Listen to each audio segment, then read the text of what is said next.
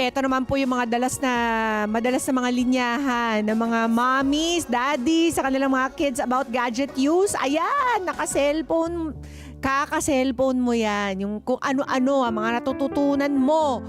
May napapala ka ba dyan sa paglalaro mo? At hindi ka ba napapagod at hindi ba sumasakit ang mga mata mo kakalaro?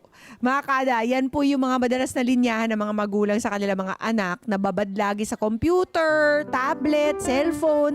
Dahil po sa panahon ngayon, hindi na maikakaila na malaki po talaga ang impluensya ng internet at online games sa ating mga kabataan. At ngayong umaga, ang ating letter ay mula po sa si Mommy Cynthia. Sabi niya, "Hi Mama P, isa po ako sa mommy of 2 na kasalukuyang mahilig sa online games, lalo na po sa Roblox. Araw-araw po halos hindi na sila maalis sa computer at aminado po ako na minsan ay hinahayaan ko na lang talaga sila dahil iniisip ko na mas ligtas sila sa loob ng bahay. Recently, napanood ko po sa balita yung isang insidente na may kinalaman sa Roblox na sangkot ang mga kabataang kaedad ng mga anak ko. Ano po ba ang mga paraan na pwede kong gawin para masigurong ligtas ang aking mga anak habang sila'y naglalaro at gumagamit ng internet? At paano ko rin po sila makakausap ng maayos tungkol sa mga ganitong sensitive issues? Maraming salamat po sa magiging advice ninyo. Ngayong umaga para po samahan tayong lutasin ang problema ni Mommy Cynthia. Narito po ang ating mga bisita. Nandito po si Sir Richard Yap, isang pediatric occupational therapist, at si Sir Ronald Gustilo, isa naman pong tech consumer advocate mula sa Digital Pinoys. Magandang umaga po and thank you for being in Kada Umaga. Thank you very much for having us. Good morning din po. Thank you for having us. Okay. Bilang mga eksperto po, ano po ang masasabi niyo sa mga balitang, sa mga insidenteng may kinalaman sa mga online games katulad ditong Roblox? Is this something na dapat talagang ikabahala ng mga magulang? Sir Ronald first. Well, yeah.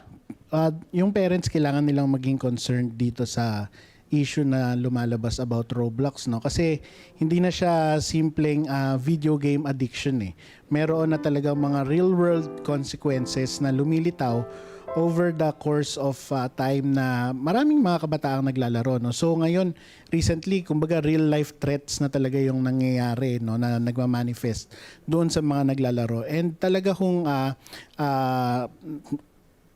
dapat ma-address ito as soon as possible. Oo, Sir Ronald, pero para po sa syempre yung mga magulang, they don't really sit down with their kids and they don't actually try to find out ano ba itong nilalaro mo, anak, di ba? Kaya nga sila binibigyan ng gadget dahil busy sila di ba? So ano ba ang dapat nilang ikabahala, mga real world consequences na binabanggit mo for their knowledge? Well, dun sa game na pinag-uusapan natin, nakita ng authorities natin na meron ng mga incidents ng grooming, sexual harassment, tas etong recently yung pagpopropagate ng hate sa community. Tapos recently may na-uncover din na meron ng bentahan ng mga illegal drugs, ng mga weapons. So talaga pong kailangang maging aware na rin po yung mga parents ngayon kung ano yung mga pwedeng mangyari doon sa mga video games na nilalaro ng kanilang mga anak. Oo. Sir Richard, bakit po ba kasi parang lahat na yata ng mga bata ngayon nakatutok sa Roblox? What is so addictive about this particular online game? Okay. Kailangan po nating maintindihan kung ano po ba ang reason bakit nagli-lead towards pag-use ng digitals or ng gadgets yung mga bata. Primarily because, number one, it seeks a lot of our attention. Sobrang nagdadrag or nabibigay nito yung attention na pangangailangan ng mga bata, which should be the responsibility of us as parents. Yes, oo. But that, unfortunately, that's the sad truth, no? Talagang everybody has to multitask and in the end, ang nangyayari, ang nagiging casualty ay yung mga anak because of this gadget use. Ano po ba yung mga ill effects nito bukod sa nabanggit nga ni Sir Ronald na mga consequences na that goes into real life na? Actually, marami. Unang-una na dyan is nagkakaroon tayo ng issue with regards sa speech development, primarily because yung idea kasi na hindi niya na kailangan makipag-usap sa mga magulang niya kasi napupunan ito ng pangangailangan niya or yung attention niya napupunan noong paggamit niya ng gadgets. Another thing is that nagkakaroon din ng mga behavioral issues in which... Correct. Yes Oo. po, in which yung behavior ng bata nagbabago dahil yung sa binanggit ni Sir kanina na parang may mga nihilistic na mga tendencies na nagkakaroon ng mga tendency na mas maging rude, mas maging mean kasi lahat ng bagay na gusto nila nakukuha nila doon sa paggamit ng mga gadgets natin. Kasi it's not just a game, no, Sir Ronald. Meron talagang, it's an online community where people can actually talk to your kids. Yung mga strangers, pwedeng mga sexual predators, pwedeng mga inciting to violence na mga people, di ba? Yung katulad nung kaso sa Laguna, muntik na nilang inuudyok silang sunugin yung school nila, di ba? So, that is something that maybe parents are not aware of. Na meron palang, parang nagpapasok ka ng mga stranger sa bahay mo. It's exactly the same, di ba? Yes, actually kasi yung game, kasi by design it's also about building communities. So, parang real life community rin siya na merong good people and merong bad people, ano. Correct. So, we really have to naniniwala kami na merong responsibility yung mga parents, pero as far as we are concerned, yung game developers dapat talaga before they launch their games, kailangan yung mga protection for children, lalo yung game mismo, naka-target siya na laruin ng mga bata. Yung protection niya dapat sa mga bata ay very strong. Kaya lang unfortunately, hindi ganun yung lumalabas. Kaya nga yung government natin, it's taking its responsibility na to regulate these games. Kasi kung sa ibang bansa nga maraming mga reklamo against this game, dito talagang very recent na highlight yung mga reklamo, no? Pero matagal na talagang maraming reklamo dun sa game. So, hopefully, this time ma-address na yung mga concerns. Okay, are you in favor of banning it? Well, as The long game as they will cooperate with the government and they would comply, walang problema na laruin yan. Pero if they would refuse to implement reforms para i-address yung mga issues about the game, doon tayo magpupush talaga for ban. Ano bang klaseng mga reforma ang pwedeng gawin nung game developers dito sa Roblox? Is it possible from an IT or tech standpoint na i-ban talaga yung mga games na that incite to rebellion or violence and i-ban yung mga sexual predators? Yes, pwede po talaga, no. Pwede silang gumamit ng artificial intelligence para ma-flag yung mga inappropriate conversations, inappropriate themes no, sa mga games, yung mga hindi dapat nandoon na mga usapan, pwede po talagang ma-flag 'yon, no. And at the same time, dapat mag-implement din yung developers ng way para halimbawa meron mangyaring incident. So, may nahuling sexual predator doon sa game. Dapat the government will be able to trace kung sino yung mga nagta-target na to so that legally meron ding magawa yung mga gobyerno para mapanagot yung mga kriminal. Madali ba yan gawin from a tech standpoint, Sir They will Ronald? be able to do that. Kaya yan ng mga Kaya yan. eksperto natin sa Kaya yan. IT. Kaya yan. Pero while this is happening, Sir Richard, ano muna ang pwedeng gawin ng mga magulang? Ano ba yung dapat ba kasi there's always a way for kids to do this 'di ba? Kasi gustong-gusto talaga humaling talaga sila dun sa Roblox. Kahit anong away mo sa kanila or pangaral or consequence. Grabe, it started during the pandemic. Yes. It looked very harmless at the time kasi naka-lockdown tayo. It was a way for them to explore, lalo na nung naka-lockdown tayo, nandun tayo sa lahat sa mga bahay natin. Diba? They could explore different worlds, make their own dream houses, dream closets, ganyan.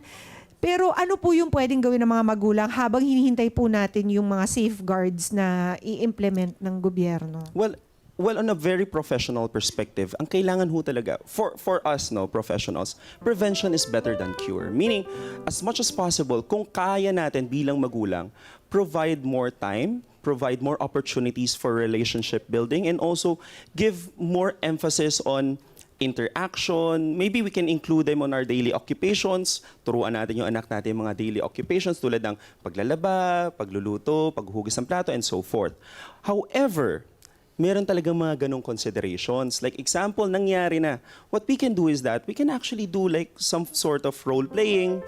Pwede mong turuan yung anak mo, okay, anak, I know you're old enough, but I cannot prevent you from like engaging on these activities. However, kailangan natin gawin ito. Meaning, itatry mo na, subukan natin na simulate. O anak, kapag kami ganitong nangyari, anong gagawin mo? Anong re-respond mo? Hindi mo sila dapat sasagutin. Kapag may nag-chat sa'yo at nangingi sa'yo ng personal details, sabihin mo kay mommy or ikaw mismo, dapat alam mo na hindi mo dapat sila i-entertain. So, the way we educate our children also reflects the way we protect them in the virtual world. Because hindi natin talaga sila kayang bantayan 24 hours. Hindi automatic din na Yes. alam nila to. Yes, Kasi tama. they have very sophisticated ways of drawing you in, di ba? Yeah. Hindi naman ganun ka-blatant yan na parang, sunugin mo yung paaralan mo or bumili ka ng barel or whatever, di ba? It's gonna be very subtle. It's going to be relationship building muna Yes. hanggang makuha nila yung confidence ng mga bata. Tapos before you know it, nakikinig na talaga yung mga anak mo sa estranghero kaysa sa iyo. And that's the very sad part about the matter, no? The people that are doing these bad things builds relationship. But for us as a parent, it's also our responsibility to build that that relationship. Oh yes. Yes, so that they won't seek that relationship to other people. Tama. So hindi po dapat virtual nila hinahanap yung feelings na yon, Correct. but rather dapat nafi-feed yon, yung safety na yon within the boundaries of our home. In real life, sana. Yes po. Oo. And we utterly understand, mahirap po talaga sa pamilyang Pilipino, but we need to try. Kasi para sa mga anak natin. How effective is it, Sir Richard, na parang sabihin mo na lang sa mga anak mo, o kung magagadget kayo, dito kung saan kita nakikita. Para at least, kung busy man si mommy or si daddy, nasusulyap-sulyapan, ano bang ginagawa nito? Baka namumugot na ng ulo to dun sa game or whatever, Yes, di ba? Is that helpful? To be honest, it's more of a two-way interaction. Meaning, hindi ibig sabihin na magulang ka, your only goal is to prevent the child from doing these things. Kasi hindi natin mapipigilan. Number one, baka ma-feel of missing out kasi sila eh. Kasi yung mga kaibigan nila naglalaro rin. What we can do is try to understand them but give them limitations. Like example, okay anak, pwede kang maglaro niyan. We can do it together. However, baka po pwedeng ibang games. Games that are more educational in nature, games that are more functional, and games that would really help the child to develop certain skills in their development. And value sana, no? Yes, of course. Sir Ronald, para po sa mga, alam ko meron mga safeguards kasi yung asawa ko ginagawa yan. Parang may mga time limit siyang nilalagay in place for certain apps.